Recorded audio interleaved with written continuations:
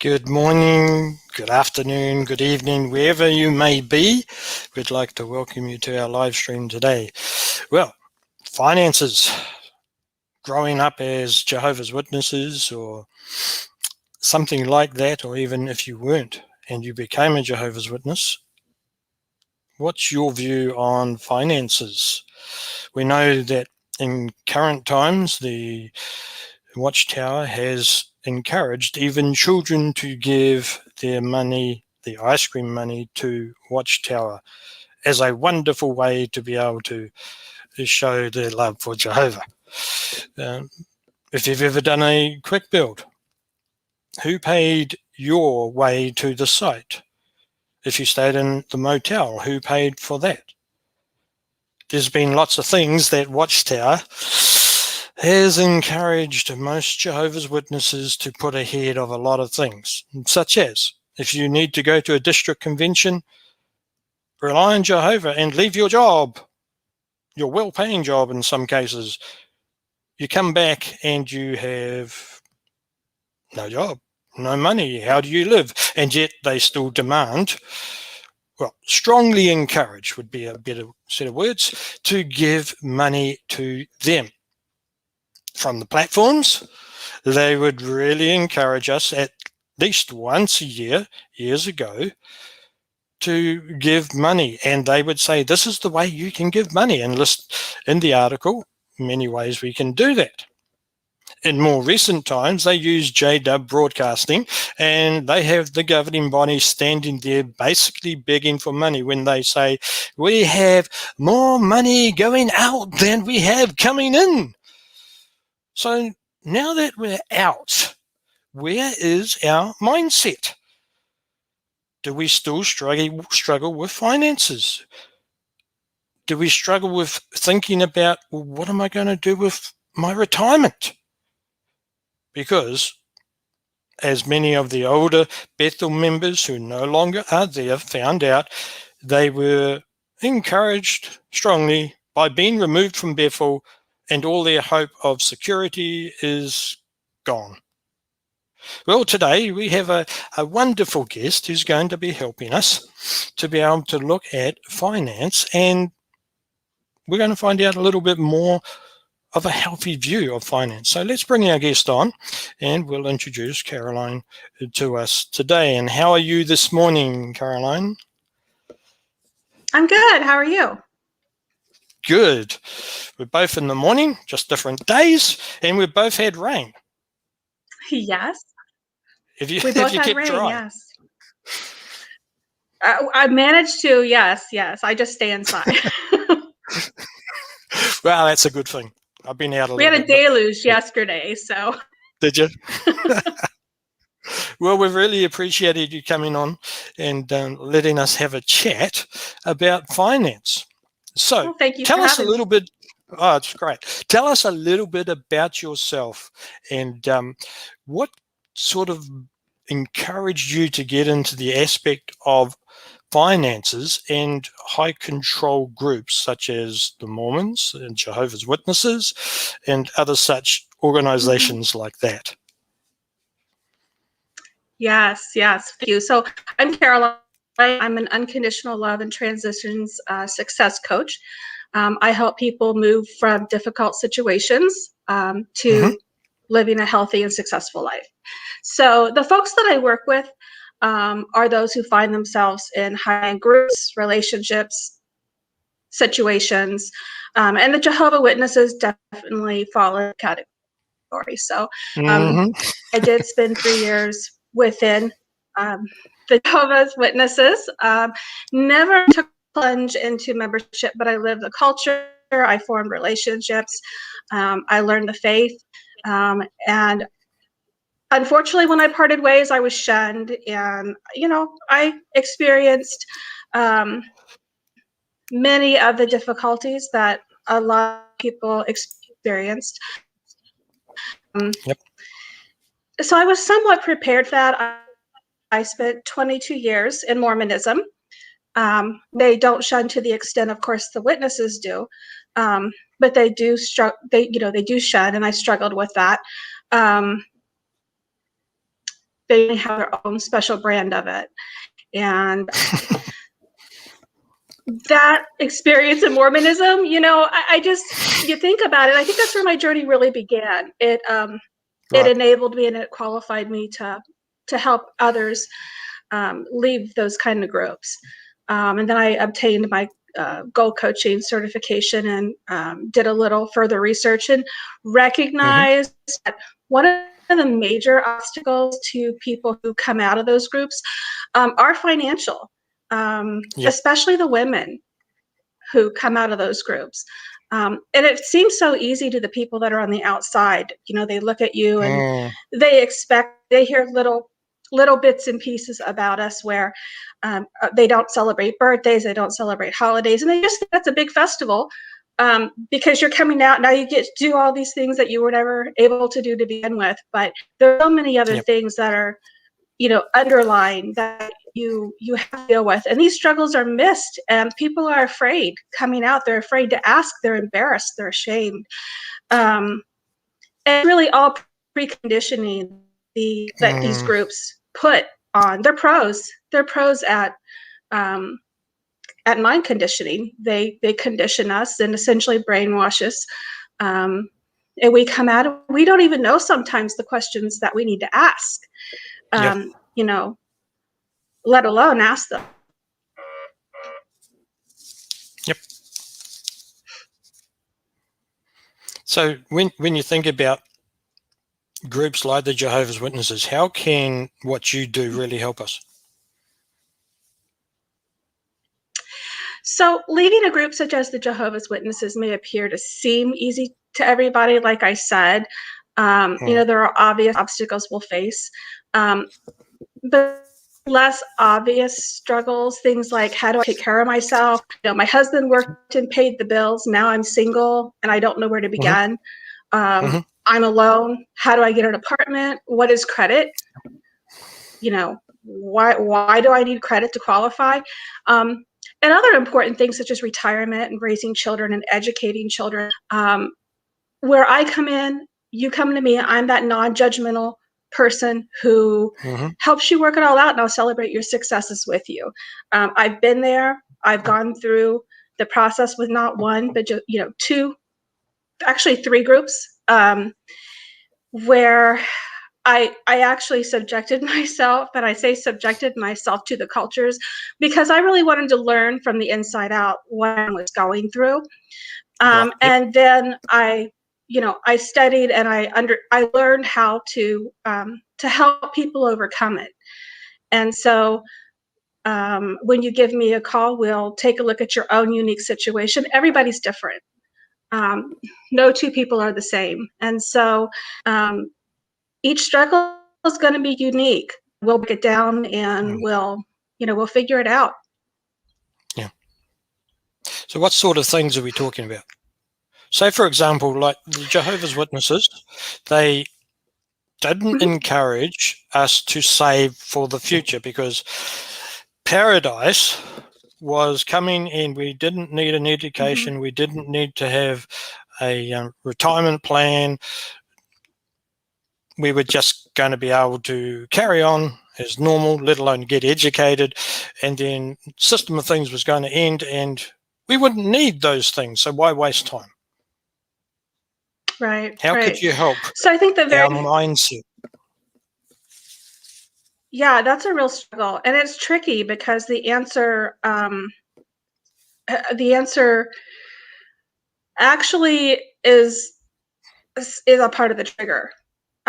We all have Mm, triggers when we come out. We all have things that we can't face. I know when I came out of Mormonism, the last thing that I wanted to do was admit that I was financially irresponsible. yep. That was, that was back in 2006, and Hmm. it was difficult for me because I wasn't even sure how to budget my money.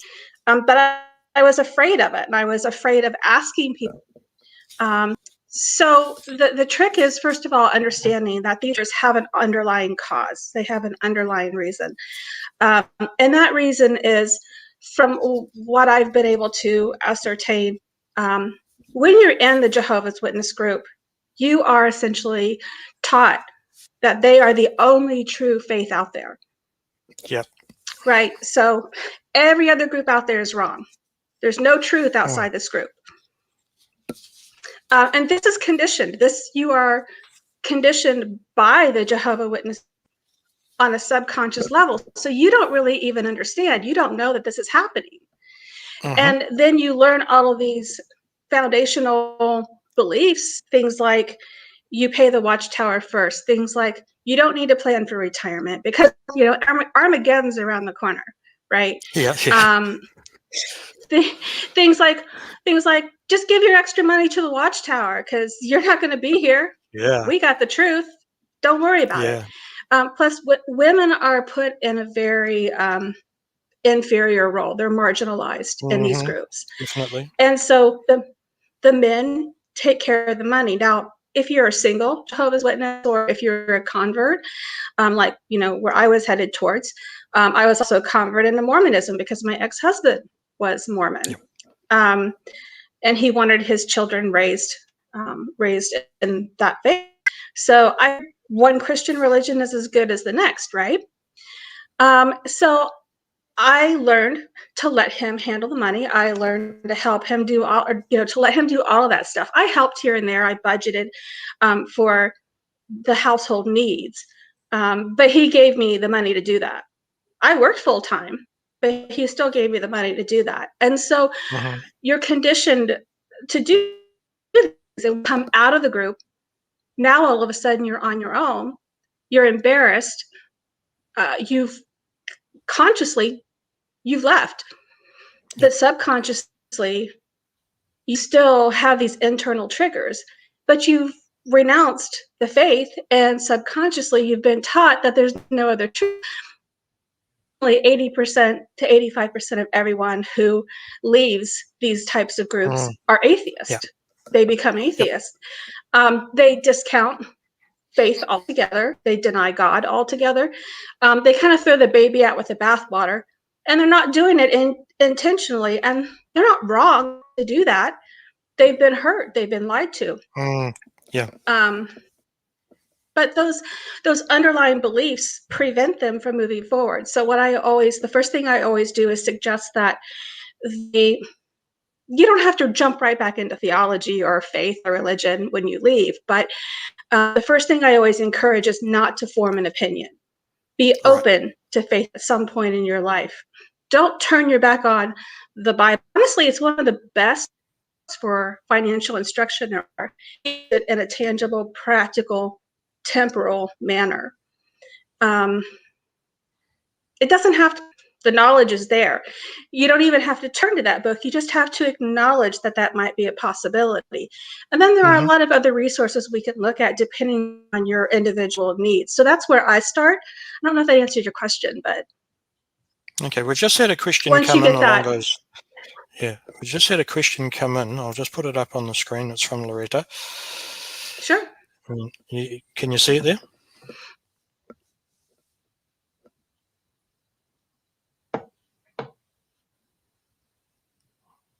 And I'm actually not able to see it. Okay. She says, I am and I'm not sure what an SSDI is, and live in a personal care home and want to put out with my boyfriend, or get out with my boyfriend. But how can we move out when we don't have much money? Do you know what an SSDI is? That's a good question. Loretta, could Social you, Security disability income. Okay, all right, that's cool. So what would be a practical way? That's a really good question. Mm-hmm.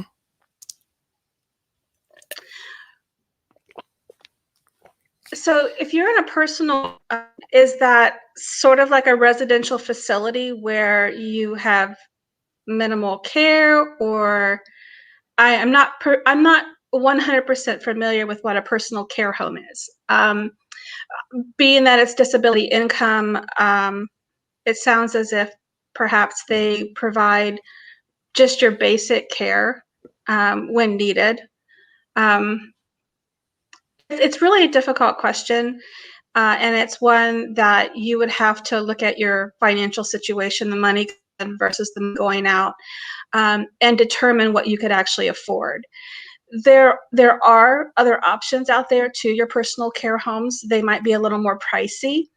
I know when you're on Social Security disability, there is a minimum amount that you can actually make without losing your disability. So you'd want to look into what that amount is, if you're able to be employed at all. And if you are, then look at your options. Honestly, a lot of people who are on disability income still work. They just have to find out what their parameters are. So I would suggest you calling the Social Security. You being on SSDI, more than likely you have a caseworker or a case manager. Give them a call and see if there's anything that you could do to bring in that income, whether it's, telemarketing, interviewing, going to the computer and filling out surveys. Bring in that extra income, and then you could research and look at your options as far as housing. I have, heard that those facilities can be uncomfortable, and there might be a better option out there, but it would take some legwork. And if you were to reach out to me, we never charge anyone. There's never a fee for our services. I would just simply work with you. We have found that people, they don't like something for nothing. So we encourage them to contribute just to help the next person. But it's completely on as far as whatever you can do. And give us a call and we'll take a look at the issue. If we don't know the answer, we'll find someone who does for you and help you do some of the legwork. But that's where I would start. Cool. Hopefully that's answered your question, Loretta.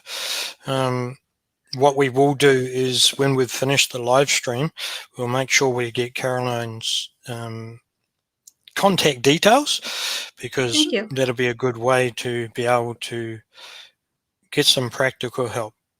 So, and we'll find out a little bit more of what those details towards the end of the live stream are. Now, just before we go on to the next point, you mentioned the word financially irresponsible. Mm-hmm. What are you meaning? What does that describe?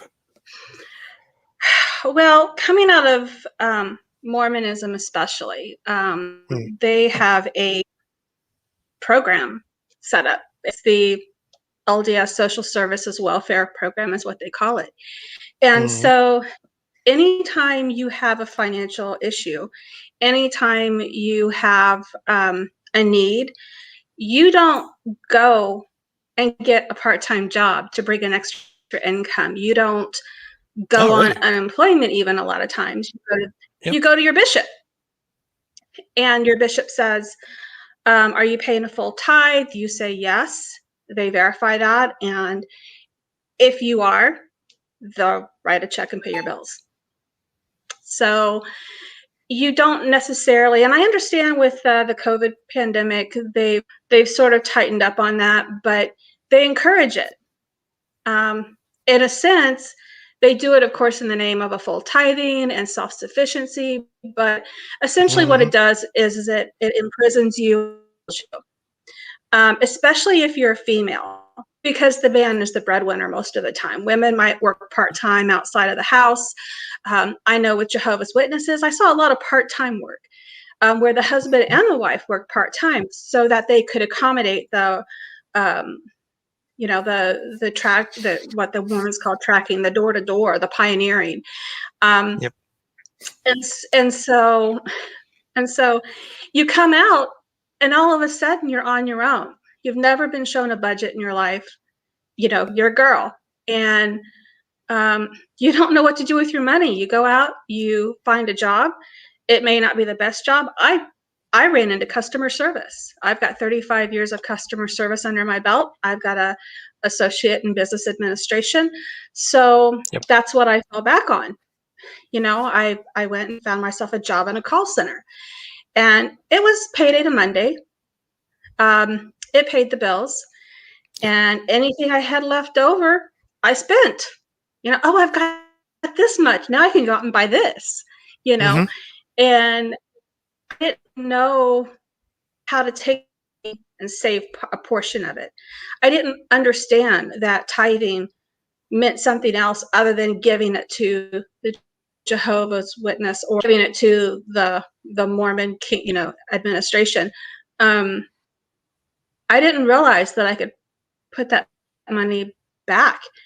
I didn't have a 401k. I knew that retirement was coming up. You contribute to Social Security. I thought I'd get a Social Security check, and I didn't know. And so that made me irresponsible. If you lose your job, you can't pay your bills. You don't have a house. You don't have an apartment. Yep. And then you're in big trouble. So, I started noticing that trend in a lot of the clients that came to me, and they were broke. They lived paycheck to paycheck. And in some cases, they get paid on a Friday, and by Monday, that money would be gone. I could relate to that. And that was me for a few years until I said, okay, this is ridiculous. I'm working in a call center. I'm moving up. I need some help. And then I personally reached out to my supervisor at the time, and I took her aside, and she was a great lady, and we still talk, and I'm so, so grateful because I just said, hey, look, I came out of the situation. This is not work related, but I want to change, and I want to grow. And she said, I'll help you.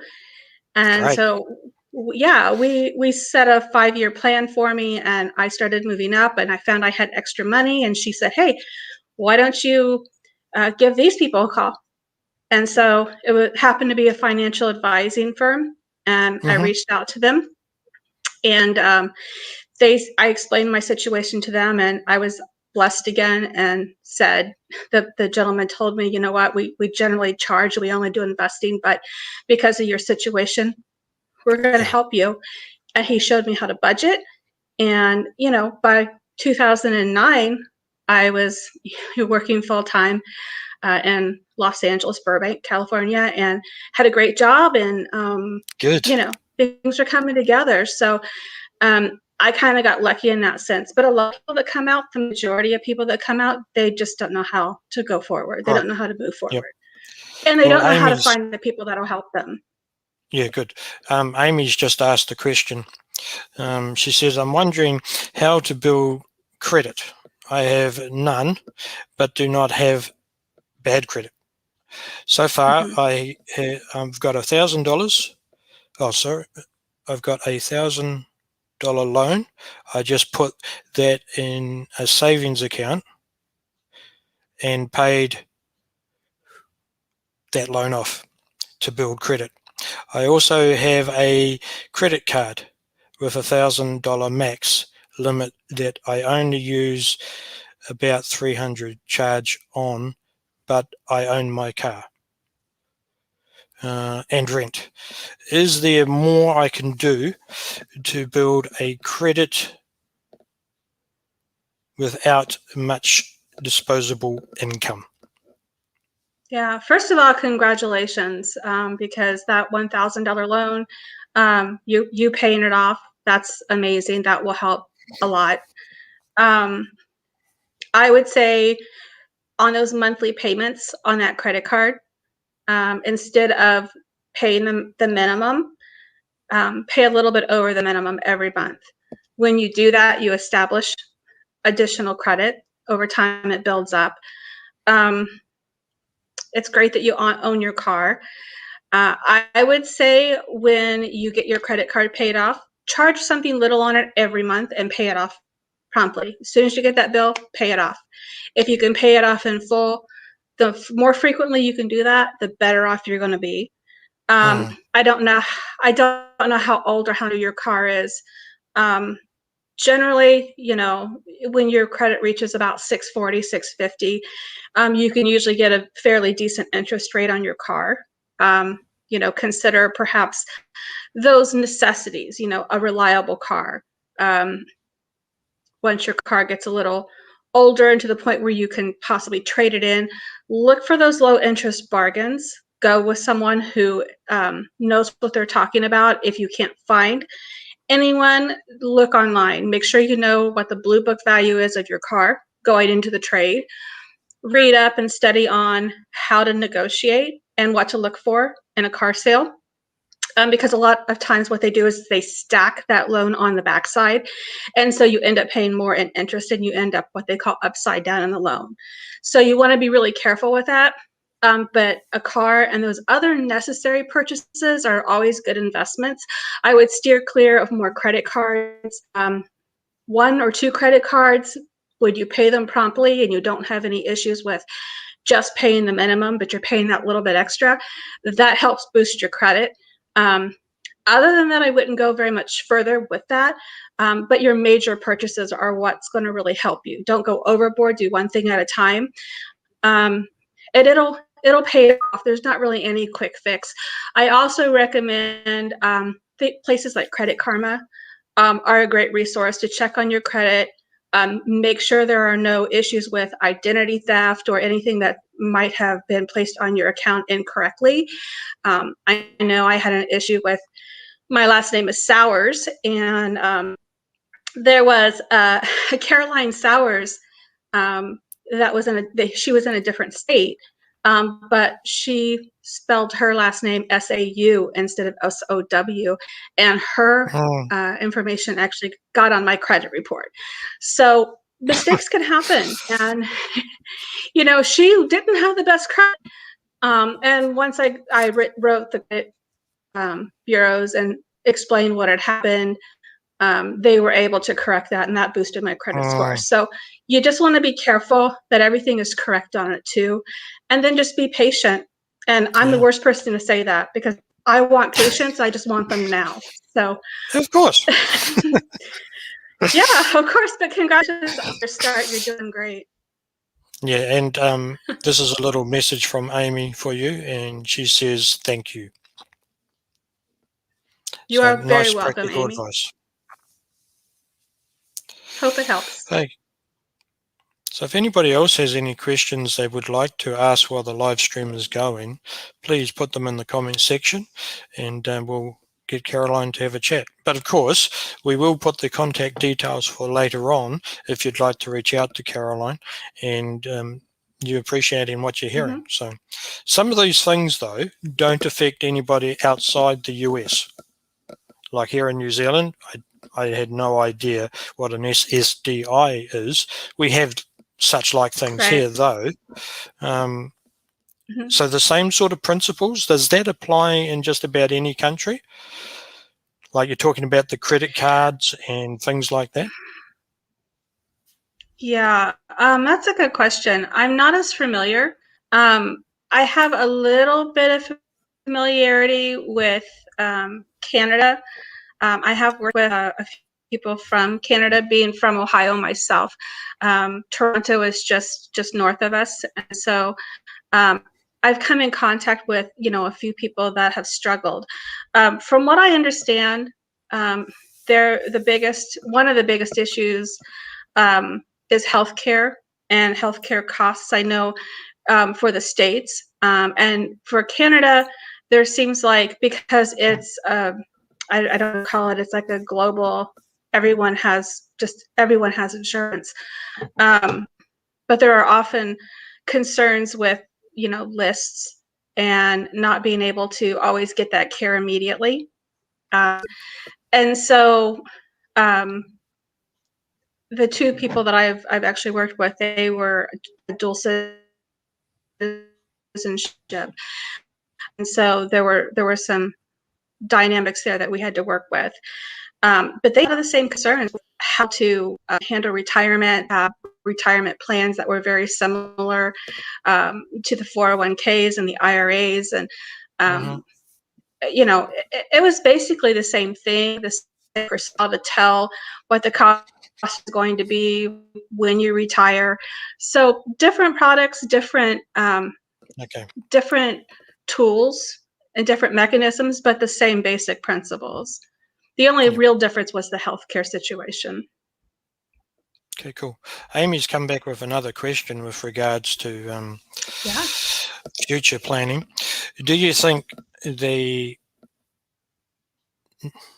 no down payment home loans for the lower income people is a bad idea?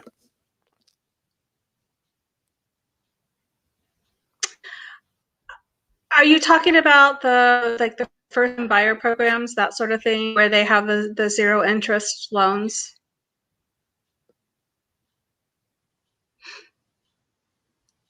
We'll see if Amy comes back with some more details. So you sort of need to know a bit of detail, I know don't you? that the government, I mean, I know the government they have programs for time buyers, lower or limited incomes. And no, I don't think that that's a bad idea necessarily. I just think that you need to make sure you have the savings in the bank before you do that. And I also think that you have to look at your property value. So a lot of times those first-time buyer programs, the homes that they have available, at least I know here in the U.S., they're not always in the best areas, and you may not always be getting your money's worth, especially if you get into a long-term loan. So you have to sort of weigh your options. Take a look at the program, make sure that if it's a zero interest loan, it's not a flex loan where your interest is going to increase when you get to say your 5-year point. Make sure that it's a fixed interest. So yeah, I mean, I think it's a good idea as long as you're and you're completely knowledgeable and you have finances available to pay for it. Go into the commitment. If you don't have that foundation, then you're going to get yourself in trouble if you, for some reason, lose that income, or if there's a glitch in the system. You know, if you don't have it to pay, then what? So just be careful. Make sure you know all the ins and outs of what you're doing before you go into it. Right. Yeah, it was an HUD loan she's talking about.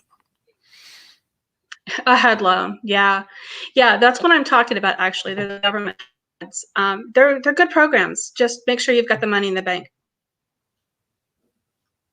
I think the general rule right now is 4 to 6 months worth of living expenses banked. Hopefully that answered. She came back with another question. How much savings for the home loan?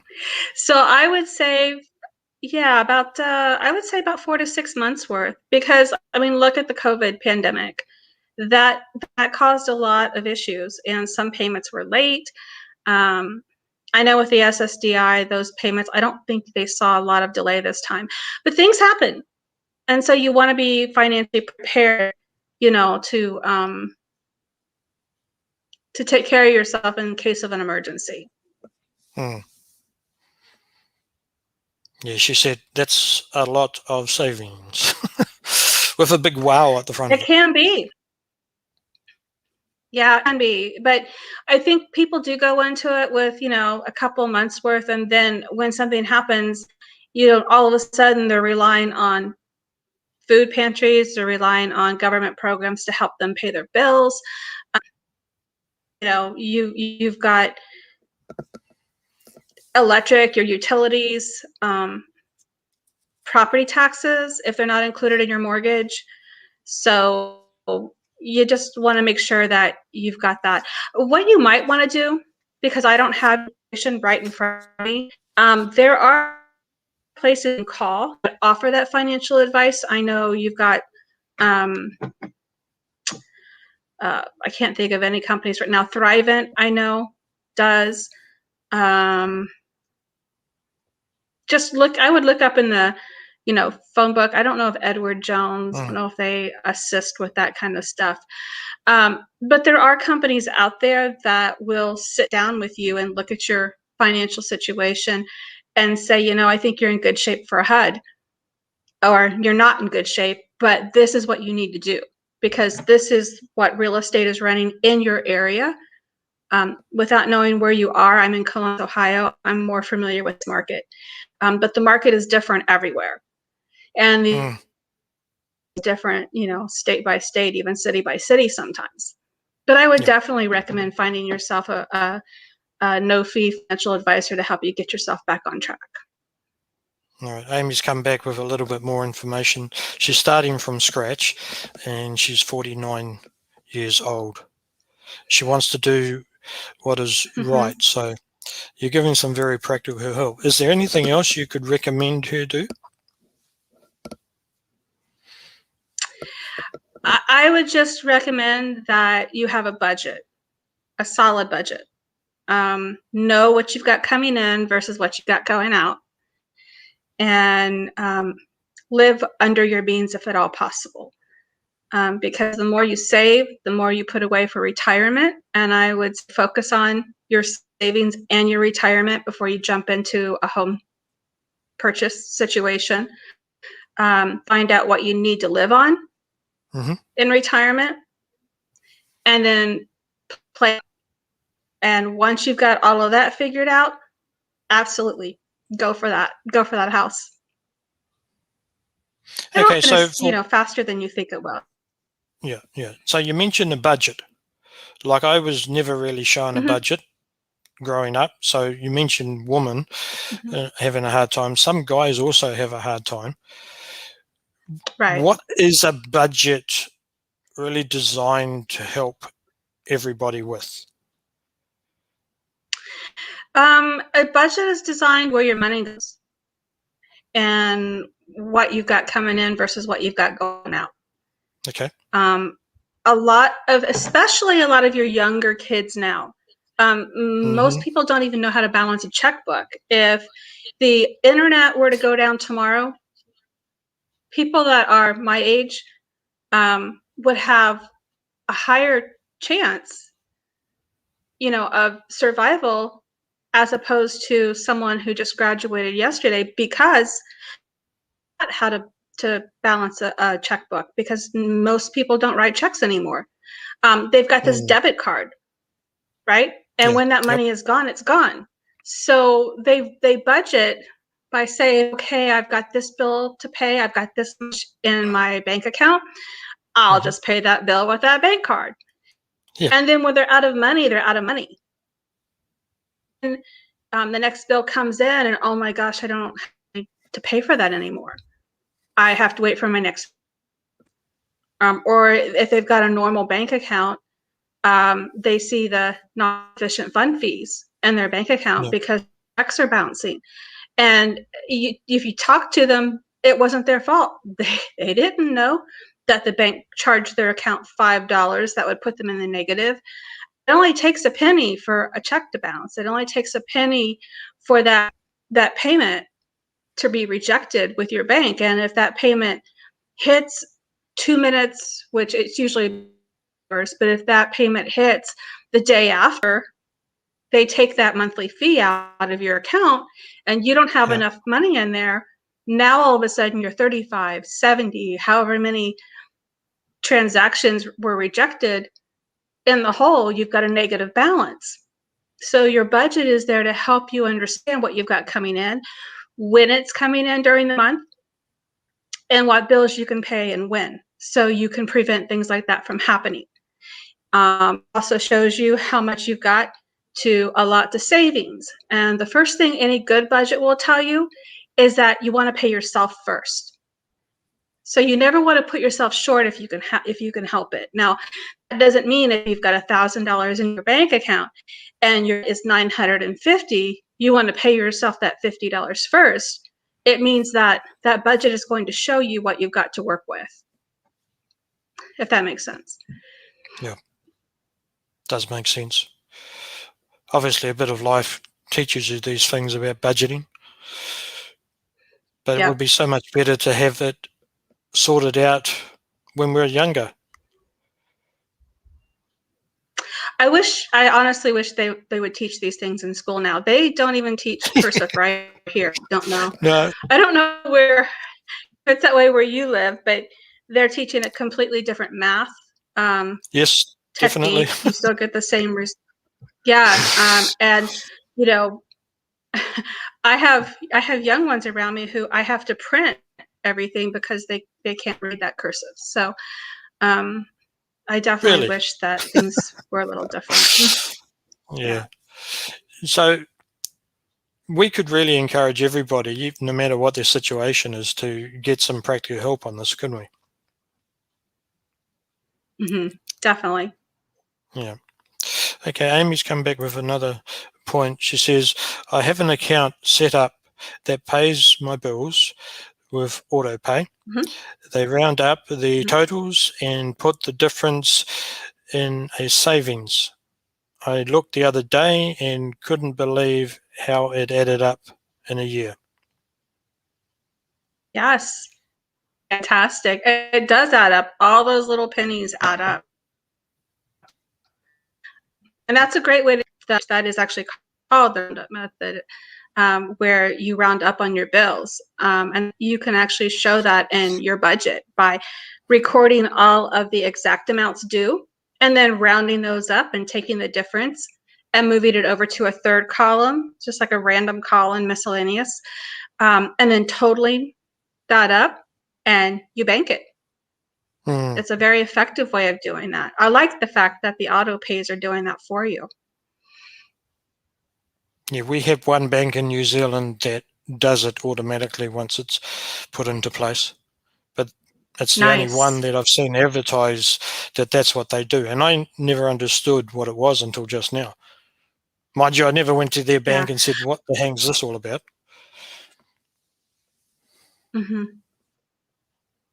Yeah, I think there are some standard online banks here that actually do that as well. So, yeah.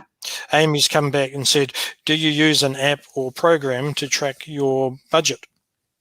Or is it on a piece of paper? I do both. Okay. I have QuickBooks. I have QuickBooks, which there's a free version of it that is very limited.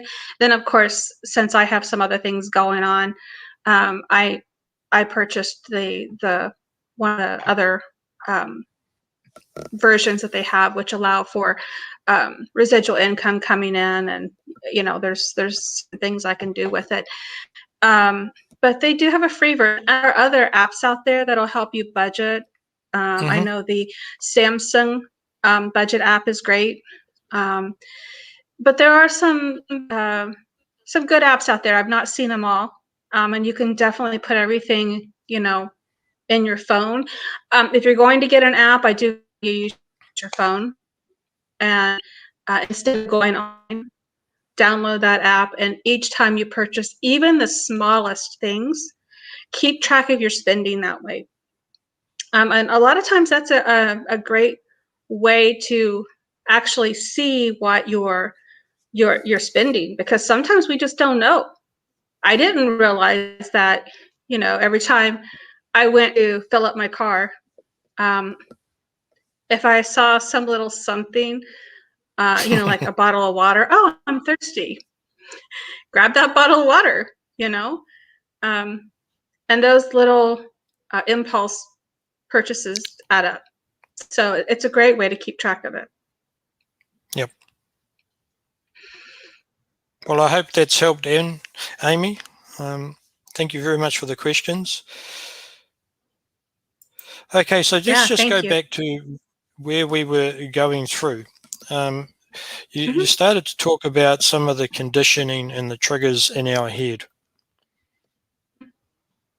We all have them. I think How I can lost we? you. Oh, can you hear us now? I can, yes, but I heard part of the question. Okay, no, that's cool.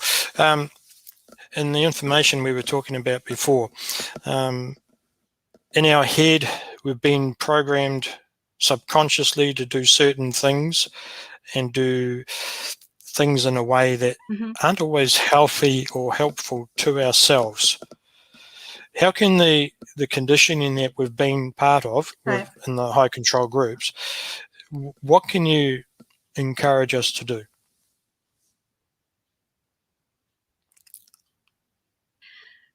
I encourage you, and I see, especially in the groups, where everybody talks about their triggers, but they talk about them in a really general way because these things cause anxiety. They cause fear. I mean, I myself, coming out of Mormonism, I had severe anxiety attacks, not just because of the way I was treated on my way out, but because of the fact that I was lied to. And it was really the ultimate betrayal for me. And to risk, I guess this is a trigger alert.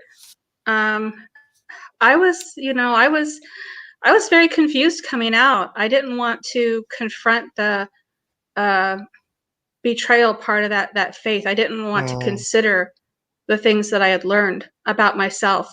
And I didn't want to admit that I was struggling and that I might have to seek out help. And any time that certain things happened in my life, if they were the least bit traumatizing, I would go into a panic attack. My mind went down.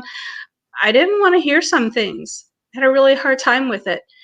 So I think it's important for us. I mean, don't face every single trigger at once. We don't want, to be found in a corner with a straitjacket. I always tell everybody, if they find me in the corner or I'm under my desk rocking, I want my straitjacket to be purple and I want a sparkly tiara. Because I'm always the unique one. But these things that hold us back, these trigger points for us, you think you're jumping over the obstacles, you think you're succeeding in some way, but you're actually hurting yourself. Your purpose right now is to transition successfully out of a high demand group. It's a cult, a pseudo-Christian cult. Let's call it what it is. Just because they're wrong doesn't mean that all other avenues to a supreme being are wrong. I struggled with it. I struggled with not having a support system. I struggled with people who I thought didn't care. It really hinders your successful transition to a life of happiness and self-sufficiency. So I'm not, like I said, I'm not saying dive back into that. And I know it's a little traumatizing to think about it. What I am saying is acknowledge that that's happened. Be open. Right. Don't be so hard. Don't be so hardcore about it. Understand that there are things we don't understand in this world, and that the only question that's stupid is the one that we've never asked. And the only way you're going to fail is to avoid it and not try. There are a ton of things out on the internet that you could just Google. Budgeting, retirement, finances. What is money? That's the biggest, honestly, that's the biggest hurdle that people, they don't understand what money is, and they don't know to ask, what's money? You think money is something that you pay bills with. That's true. That's what you do with money. But what is money really? Money is energy. That's really that definition. You are, the money is paper that we as humans have assigned value. We have, and because of that value, it has power. What is power? Power is energy. So you have to understand how it works. You have to understand how to utilize it. how to manipulate it. It's not the evil that you've been taught. And we've all heard the phrase, the fear of love, or the root of the love of money is the root of all evil. Yep. And that comes from, I can't think of the First Timothy 6:10, I think. For the love of money is the root of all evil. But there's a, and trigger alert again, there's an additional part of that verse that we miss. It's for the love of all money is the root of evil, which while some coveted after, they have erred in front of the faith and pierced themselves through many sorrows. Now, I did just read that. And of course, I'm not going to repeat the entire stupid chapter. Not stupid, but the entire chapter. But if you continue on and you get to verse 18, it does elaborate. It says, they that do good, that they be rich in good works, ready to distribute and willing to communicate. And verse 19 goes on to say, if you'll bear with me for just a bit longer here, laying up and store themselves a good foundation against the time to come, that they may lay hold of eternal life. Now, so right there, we're told that we're supposed to distribute our wealth, help those in need, and be good stewards. Saving responsibility for retirement, and in doing so, they will receive our reward in heaven. Now, that doesn't mean that we should live in poverty and give all of our money to the watchtower, but we've been preconditioned. We have been. So we've left the group, but we're still carrying out their purpose by turning our attention away from it and not understanding why we fight against it. We're giving them the power. We really are, because we're failing. We're coming out and we're failing. It's only when we love money more than we love God, that's when the money becomes a problem. So in other words, don't be obsessed with money. It's really not about that obsession. It's a tool for you to use. I'm not necessarily asking that you buy into the theology involved, but instead just to point out that these groups are they're professionals, and their sole goal is to twist the truth. And even when we leave, that enables them to manipulate us.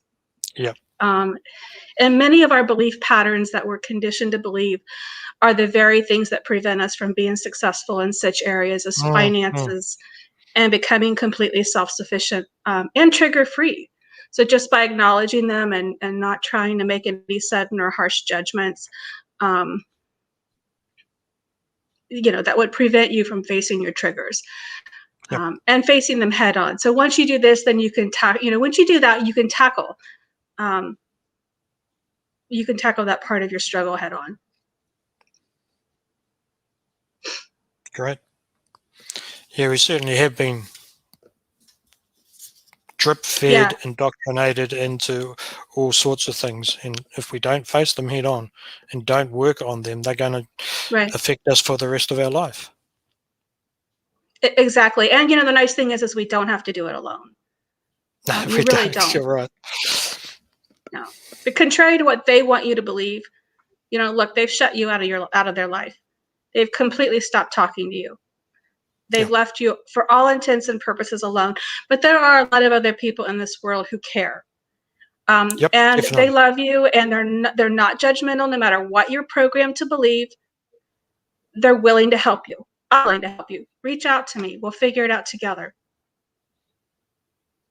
So while we're talking about reaching out to you, we're going to put the details in the description and things like that. What's one of the best ways to be able to do that? Is it a web page you've got? Yeah, so you can go to carolinesowers.com. That's just it's CAROLINES, like Sam, OWERS.com. It is, we're in the process of expanding that. So over the course of the next few weeks, you'll see an entirely different page. Right now, there's a lot of churchy things on there. You can bypass all of that. You're welcome to read it. I'd love for you to read it.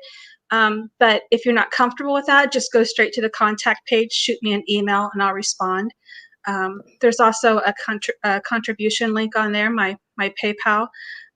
If you want to help out, help me help others, that would be so appreciated. I don't feel like I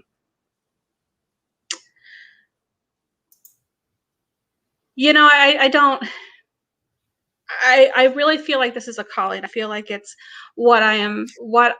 The reason that I went through the entire 22 years on Mormonism, 3 years in Jehovah's Witnesses, and I spent some time in the Christian Science world as well, and Seventh-day Adventist, and all of which have their own special brand of They do. conditioning, and yeah. Yep. So I feel like that I went through all of that so that God, whoever you want to call him, could work through me. And so I never asked for a cent. If it's on your heart, that's great. But just reach out to me, send me a message, and I will return your call, usually within 24 hours, or email, however you feel comfortable reaching out to me. Yep. Well, we've certainly appreciated you being on our live stream this morning. Thank you. And giving the practical help. Just very simple, practical steps can make a big difference to us all. I think so. And also just sticking together and helping one another. Yeah, absolutely. Yeah. Thank you for inviting me. No, thank you for the work that you're doing. And for those who are on the live stream or will be watching it later, by all means, reach out to Caroline. We'll put the details, like I said, in the comments and the description so that we can get the information out there. We're no longer part of the JEHOVAH'S, and our thinking, which triggers us, needs to be taken down step by step, broken down so it doesn't trigger us at all. Thank you. Thanks you once again for being here, Caroline.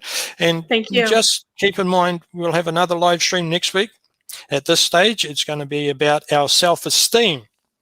Now, if you really want help, there is another group that works alongside the Life After group, and we call that Dare to Dream. So in way of conclusion to our video, we'll say goodbye now. You keep safe, keep dry, keep out of the sun, don't get burnt if you've got that, which doesn't sound like many places have that at the moment. But we'll look forward to seeing you again on the live stream. Thank you once again for being here and for the support that you give the channel on the Facebook group and for those who come on. So thank you once again. We'll look forward to seeing you next time here in the Life After JEHOVAH'S group. Life After Jehovah's Witnesses. What are we going to do? What can you do? Is it really possible that you can dare to dream?